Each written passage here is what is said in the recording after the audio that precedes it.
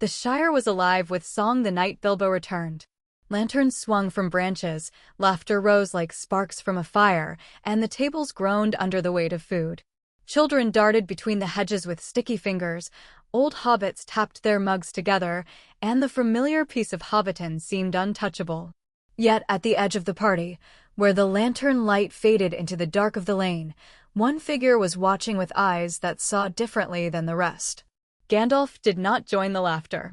His staff rested against the fence, and smoke from his pipe drifted upward like a question sent to the stars. He had traveled too long in too many dangerous places to mistake joy for safety. And though Bilbo's smile was wide, though his tale of trolls and treasure rolled easily from his lips, Gandalf had already begun to sense the faint crack running beneath the surface of the story. It was not Bilbo's wealth that worried him, nor the dragon gold he carried in memories.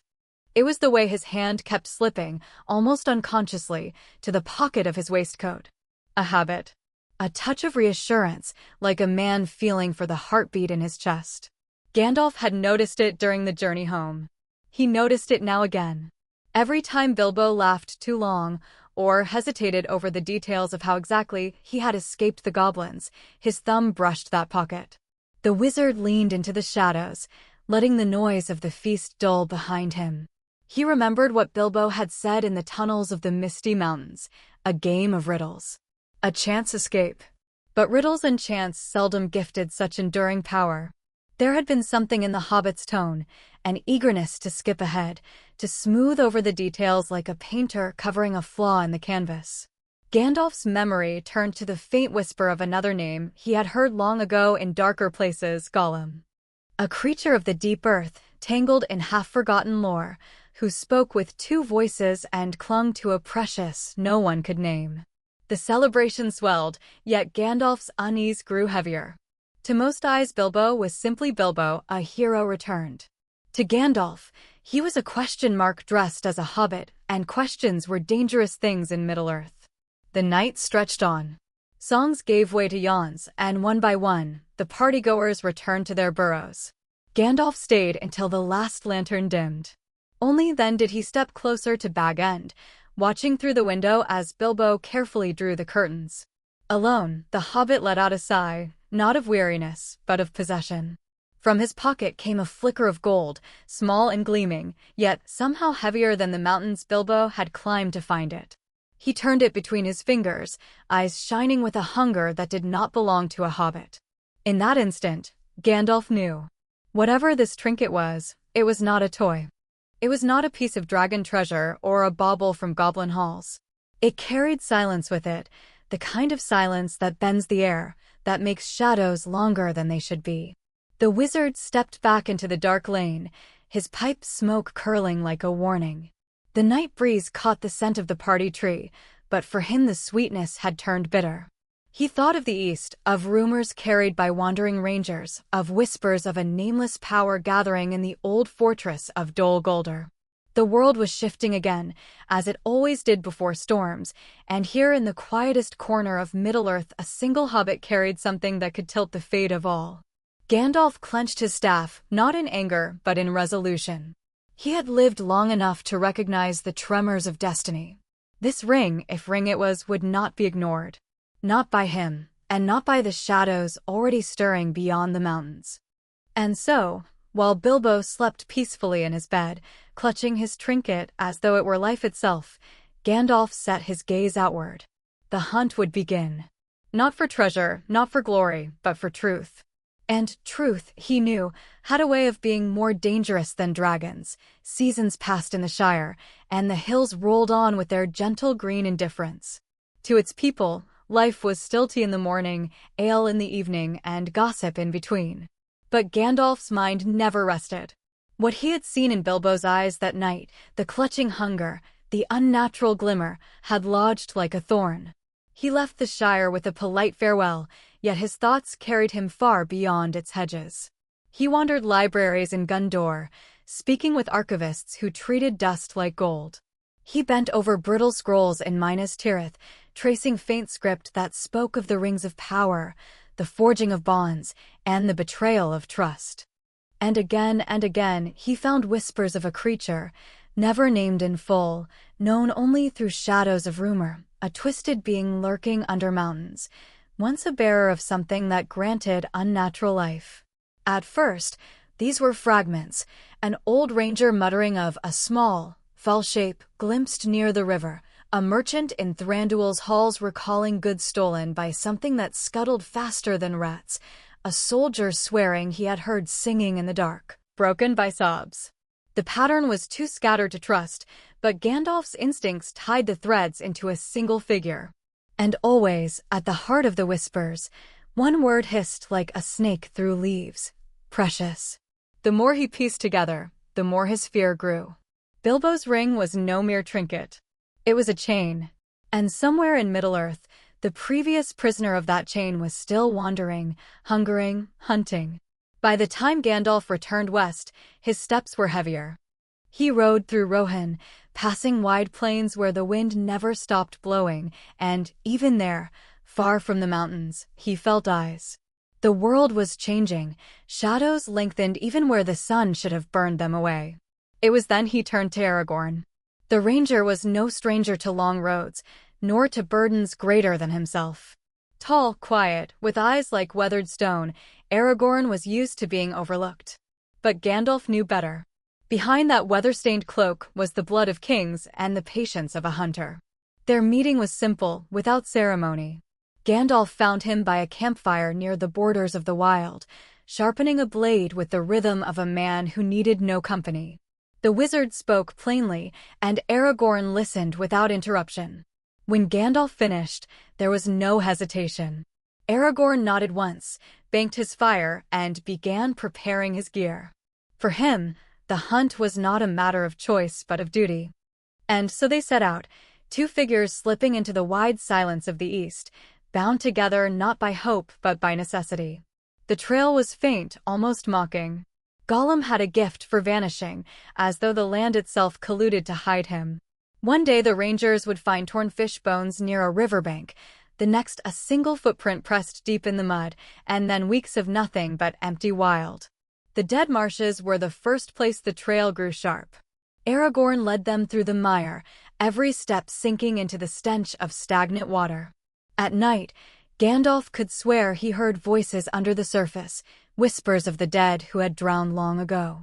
Gollum had been here. His marks were fresh, clawed prints in the slime, scraps of half-eaten fish. But every time they neared, he slipped ahead, as though he felt their pursuit in his bones. For months they hunted, and for months he eluded them.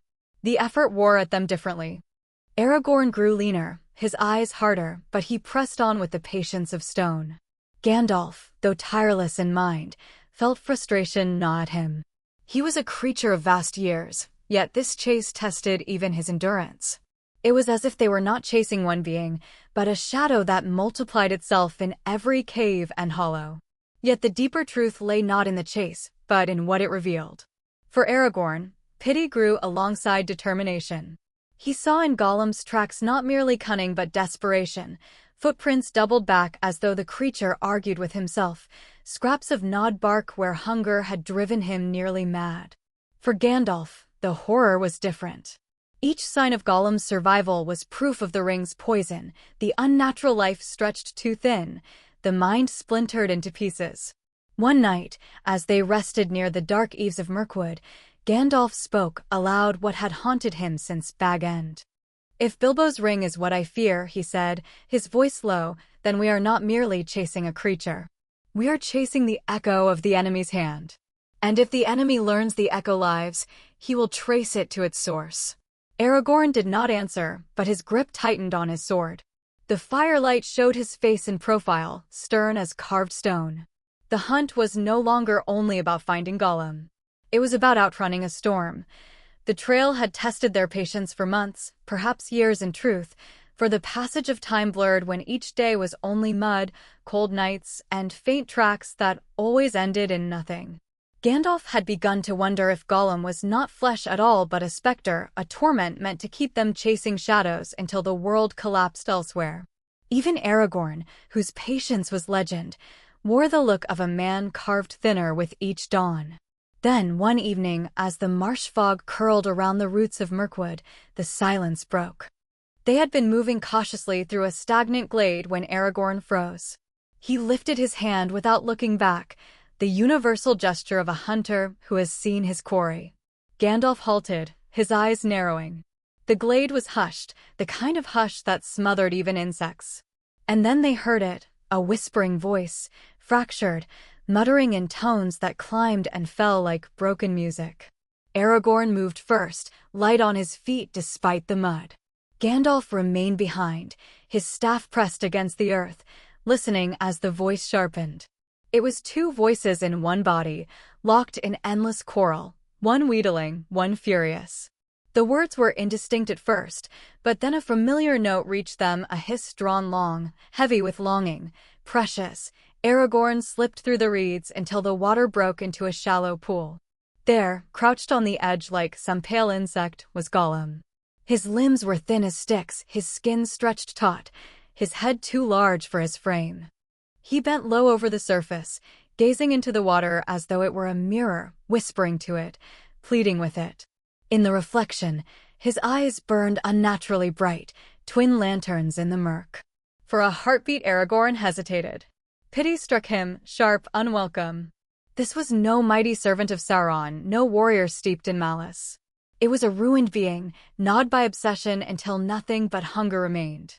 Aragorn thought of Frodo, though he had never met him, thought of any hobbit given enough years under that same weight.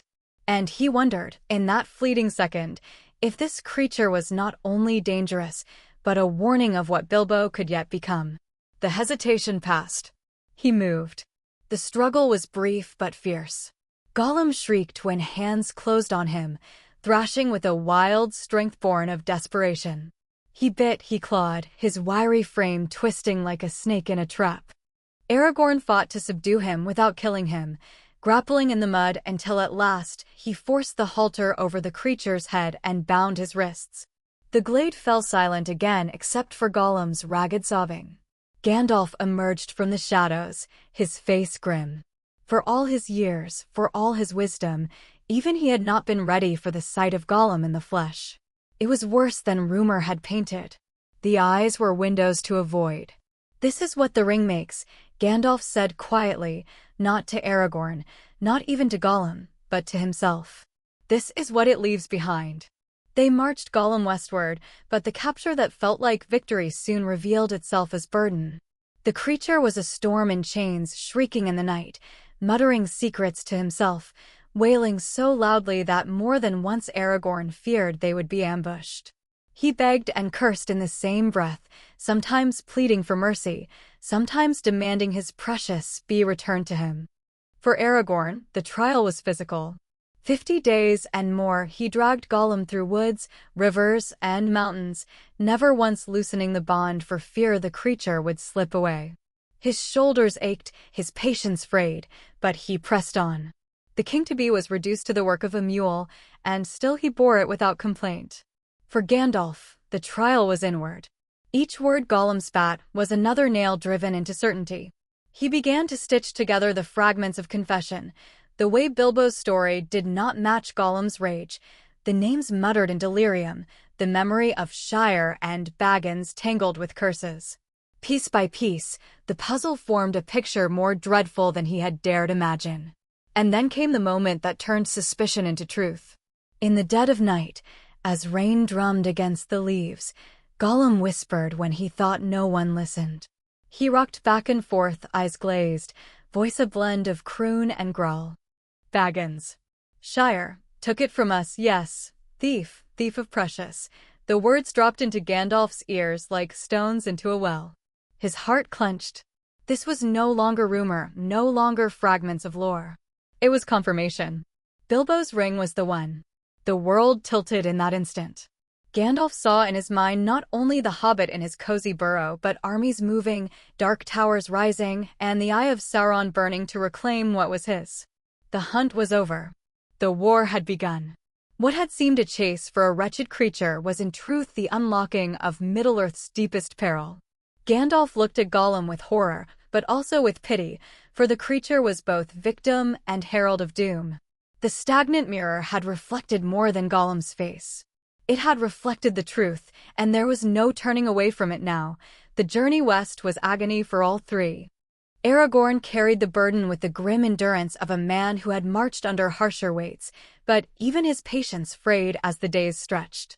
Gollum fought them every step, not with strength alone, but with words that gnawed at the spirit.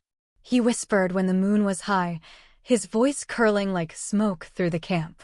He betrayed us, yes, Trixie Baggins, took our precious, our life, our love. At dawn he moaned like a wounded child, begging for mercy, promising obedience if only they would unbind him.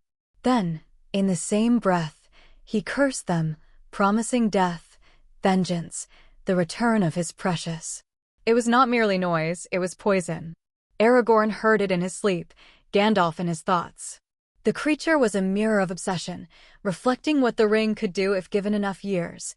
Twist devotion into madness, hunger into identity. By the time they reached Mirkwood, Aragorn's hands were raw from ropes and Gandalf's temper was lined with weariness. The Elven King Thranduil received them coldly, his halls were not eager to host such a foul prisoner. But Gandalf insisted. Here, in the carved stone chambers beneath the trees, Gollum was chained and caged, his mutterings echoing through the dark like the scuttling of rats. The interrogation began without fanfare. Gandalf descended alone into the chamber, the guards reluctant to linger. He carried no threat of torture, no promise of reward. He brought only his presence, the weight of years, the authority of one who had stood against shadows longer than men could count. He stood before the creature and simply asked, "What did you lose?" Gollum hissed, drawing back, eyes narrowing into gleaming slits. For a long while he said nothing. Then, with the patience of a spider, Gandalf waited. The silence broke Gollum faster than chains. We lost our precious." The words stretched like silk from his mouth, clinging to the stone walls. Night after night, Gandalf returned. He asked questions that were not questions, let Gollum ramble, sifted truth from madness. Sometimes the creature raged, throwing himself against the walls until blood streaked the stone. Other times he wept, whispering to invisible companions, begging forgiveness from voices only he could hear. Gandalf never raised his staff, never thundered. He listened, and in listening he pieced together the fragments. The turning point came when Gandalf pressed softly, "Who took it from you?" The change was immediate. Gollum convulsed as though the question itself burned him. He writhed, spit, clawed at the air. Then the words burst out of him like a dam breaking. "Baggins. Baggins. A thief in the dark, from the Shire, yes. A fat little thief who tricked us and ran away." His scream echoed through the halls until even the guards outside shifted uneasily. Gandalf felt his chest tighten. The Shire. The name, Baggins. The confirmation he had dreaded was now undeniable. Bilbo's ring was no accident, no harmless toy. It was the One Ring itself, carried unknowingly by a hobbit who had used it for riddles and party tricks. But the confirmation was not victory. It was terror. For if Gollum knew these names, if Gollum whispered them in his fevered hunger, then so could Sauron learn them. Somewhere in the east, the eye was already searching, its gaze sweeping over valleys and rivers. And if it caught the name Baggins, if it found the Shire, then the quiet heart of Middle-earth would be trampled before it even knew war was at its gate. Gandalf stood in the shadows of the chamber, the truth coiling around him like smoke. He looked at Gollum, crouched and broken, and felt both pity and dread. Here was not merely a prisoner, but a herald of doom, a living testimony to the ring's power. To leave him alive was a risk. To kill him was a cruelty that even Gandalf could not justify. The dilemma pressed in on him: protect the Shire by silencing this wretched creature, or hold to pity and risk the enemy learning everything. Aragorn found him later, alone in the halls, his face lined with exhaustion. "You have your answers," the ranger said quietly. "Does it ease your mind?" Gandalf did not answer at once. He stared into the firelight, the reflection of flames caught in his weary eyes. Finally, he said, "No. It does not ease it. It makes it heavier." The stage was set. The hunt had ended, but the true chase, the war for Middle-earth's soul, was only beginning. The chamber was quiet, save for the rasp of Gollum's breathing. Chains rattled faintly when he twitched, and in the torchlight his eyes burned with feverish light. Gandalf had heard enough fragments, enough curses, enough broken memories to assemble the truth, yet still he pressed, desperate to know the full shape of the shadow. "Tell me," Gandalf demanded, his voice low but ironclad, "what did he take from you?" Gollum's thin body convulsed. His lips trembled, as though every syllable would cost him blood. Then he wailed, "The precious. Our precious. Stolen from us by Baggins, the hobbit thief from the Shire." The name rang through the chamber like a struck bell. At that moment, Gandalf felt the world lurch beneath his feet. All the questions that had knotted him since Bilbo's party fell into place with merciless clarity. The ring Bilbo carried, the little golden band that seemed so trivial, so harmless, was not harmless at all. It was the ring. The one forged in the fires of Mount Doom, the master of all the others, the will of Sauron made metal. The torches guttered as if the walls themselves recoiled. Gandalf stood frozen, his staff heavy in his hand, his breath ragged. In his mind's eye he saw it all, the eye blazing atop Barad-dûr, searching, reaching, hungering, armies stirring in Mordor, black riders mounting as the air split with their shrieks. And in around, green land far away, he saw a hobbit's door with its cheerful paint and tidy garden oblivious, unguarded, already in peril. It was too much. For the first time in many long years, Gandalf staggered under the weight of fear. He turned from Gollum's cage and braced himself against the cold stone wall, closing his eyes. 1,000 memories flooded him, the forging of the rings, the counsels of the wise, the downfall of kingdoms. And now, after centuries of vigilance, the enemy's weapon had slipped quietly into the keeping of the smallest, most unsuspecting people in all the world. Behind him, Gollum cackled through his sobs. "They'll find it, yes. The eye is looking, always looking. They'll come for Baggins, they'll come for the Shire." His laughter broke into coughing, a sound both pitiful and terrifying.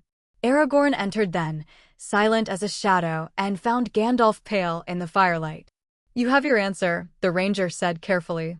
"But it has broken you." Gandalf lifted his head, and for a moment Aragorn saw something he had never seen in the wizard's eyes: despair. "It is the one," Gandalf whispered. "Bilbo carried it all these years. And now the enemy knows the name of the one who has it." The ranger's face tightened. He thought of the Shire, though he had never walked its quiet lanes. He thought of how swiftly darkness moved when it caught a scent. "What will you do?" he asked. Gandalf straightened, though the weight upon him was crushing. His decision was agony, yet it had to be made. "I must return. I must go back to the Shire at once. Frodo must be warned, and the ring must be guarded as though all Middle-earth depends on it. Because it does." The words sealed the truth. This was no longer a hunt for a lost creature. It was no longer a question of lore. It was war, written in fire across the horizon, and Gandalf now carried the knowledge that might save or doom them all. He turned once more to Gollum, who crouched in chains, his eyes blazing with hatred and longing. For a moment, Gandalf almost raised his staff to end it, to silence the mouth that had betrayed the secret. But pity stayed his hand. He saw in Gollum a ruined reflection of what Bilbo, or Frodo, might become. To destroy him would be to abandon mercy, and without mercy, there was no hope against the shadow. So he left the chamber, heart heavy, knowing he carried no victory. Only knowledge, and knowledge was heavier than any weapon. As he stepped into the night air of Mirkwood, the forest felt darker, the stars dimmer.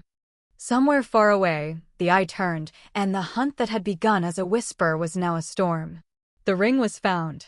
And Middle-earth would never again know peace. Dawn broke over Mirkwood in thin threads of light, but it carried little warmth.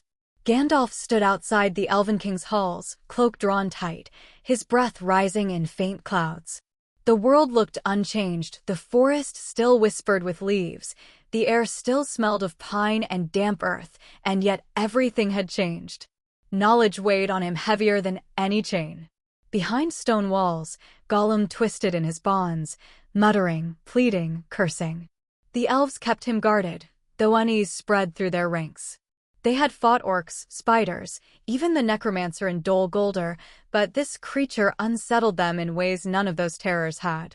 It was not his strength, but his persistence, his refusal to die, his maddening hunger for something unseen. Even in chains, he infected the air with dread. Gandalf had the answer he had sought, but the answer was no comfort. The ring was the one, and Bilbo, a cheerful, unsuspecting Bilbo, had carried it for decades under the guise of a trinket. Worse still, Sauron's servants might now know the name of the thief who stole it. The Shire, that quiet refuge far from the world's struggles, was no longer invisible. It was a target. Aragorn found Gandalf at the forest's edge. The ranger looked tired, but in his weariness there was no despair, only resolve. "This is not the end of the hunt," he said. "It is only the beginning. Gollum may be chained, but others are already searching. Sauron's reach grows longer with every season." Gandalf nodded, though his thoughts were elsewhere, on Frodo, Bilbo's heir, who knew nothing of the storm about to break over him. He thought of the ring itself, lying in a small chest in Bag End, silent and patient, waiting for the moment to reveal its true weight. He thought, too, of Gollum, whose pitiful body writhed in torment, a living testament to the ring's cruelty. Mercy had stayed Gandalf's hand in the chamber, but mercy would come at a cost. He could not silence Gollum without silencing hope itself, and hope was all that stood between Middle-earth and darkness. The days that followed blurred. Gandalf rode swiftly, carrying his burden of knowledge westward, while Aragorn remained behind to aid the elves. Neither spoke of victory, for there was none. They had uncovered the truth, but in doing so they had set fire to the map of Middle-earth. Every village, every forest, every river would soon feel the shadow creeping closer. And still, in the dark of his cell, Gollum whispered. He spoke the words over and over like a litany, Baggins. Shire. Precious. His voice slithered into the stone, into the dreams of the guards, into the roots of the trees themselves. It was only a matter of time before the words escaped further, carried on the wings of spies and servants, until they reached the ears of the Dark Lord. In Gundor's libraries, in Rohin's fields, in the high halls of Rivendell, none yet knew that the balance of the world had shifted. But Gandalf knew. He rode with urgency, his cloak snapping in the wind, his staff striking the earth like a drumbeat of war. The time of small questions and quiet hunts was over. The ring had been found, and the shadow would not rest until it was reclaimed. The story that had begun with the hobbit's riddle in the dark had grown into the fate of nations. The hunt for Gollum had not ended in triumph, but in revelation, and revelation was the most dangerous prize of all. One night, as Gandalf camped beneath the stars, he looked eastward. The horizon glowed faintly, not with sunrise, but with the distant fires of Mordor. He closed his eyes and whispered to himself, "There is no turning back now." Far away, in the quiet hills of the Shire, Frodo Baggins slept peacefully, unaware that his name had already been spoken in the dark, that his life was bound to a power beyond imagination. The world had turned its gaze upon him, though he did not yet know it. And in his cell, Gollum smiled through cracked teeth, whispering into the silence as though the night itself were listening. "They'll come for it, yes. They'll come for USS. Precious will be ours again." The words slithered like venom through the air, carrying the weight of prophecy. For the hunter had been caught, but the true hunt for the ring, for the fate of Middle-earth, had only just begun.